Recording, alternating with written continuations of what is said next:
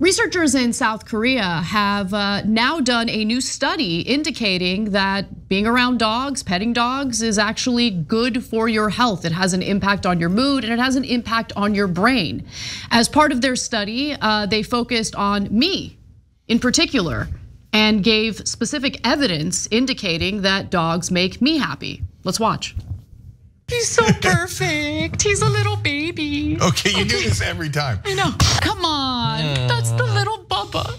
It's a little baby boy. He looks directly at the camera. He's so cute. Look at his little face. Come on, you guys always have it right there, ready to go. Come on. And then every time he distracts her, she's like, oh my God, he's amazing. Oh my God, this is the beauty. Oh. Okay. Oh, come on, you guys. He can't. Oh my God, you're ready to go. He's a beauty boy. Look at how perfect he is. He's so perfect. Okay, I'm kidding. That's not what they did for their study, but now that I watch myself, I'm pretty unbearable. Apologies to everyone, okay?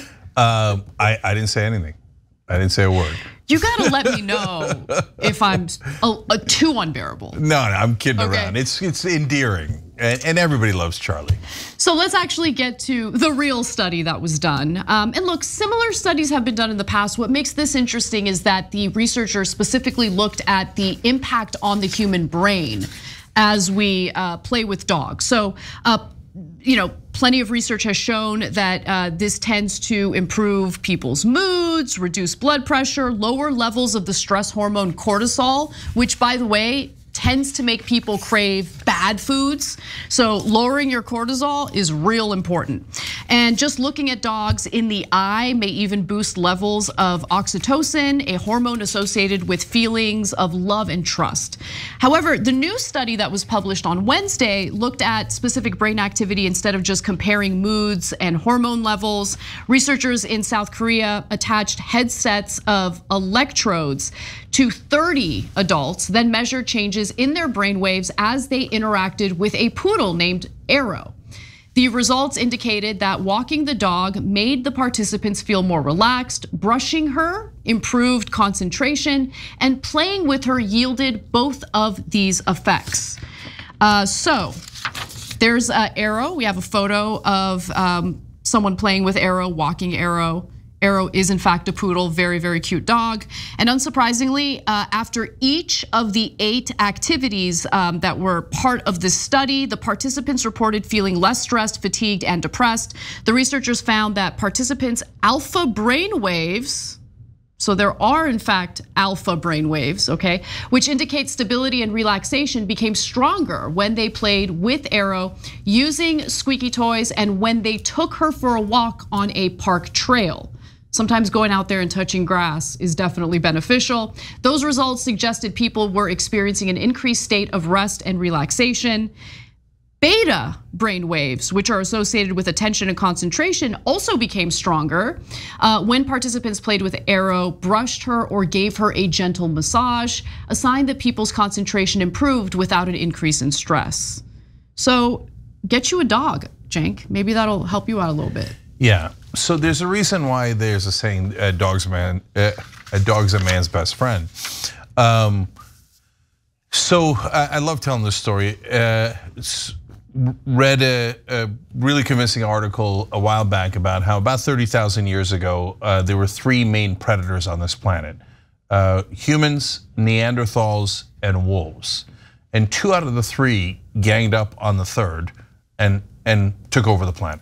And that was humans and wolves ganged up on Neanderthals. And so it's almost like a game of Survivor, right? We've been allies for a long time. Yeah. No, that's exactly what I'm getting at. And as if any of you watch Survivor, you have your #1 ally. Wolves are our #1 ally. Now, what we did was we bred them to the point that they became dogs. And so the deal in the alliance is we go hunt together back in the old days, and then we share the meat, right? Humans go first because we had a larger role in it, and then the dogs go.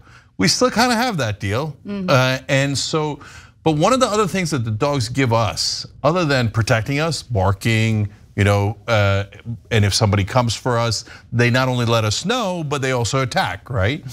But they also give us love and companionship. And it has been an excellent alliance.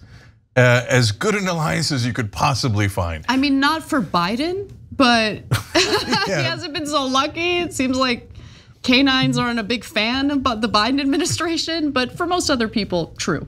Yeah, and of course, are there dogs that still got wolf in them? Yeah, okay.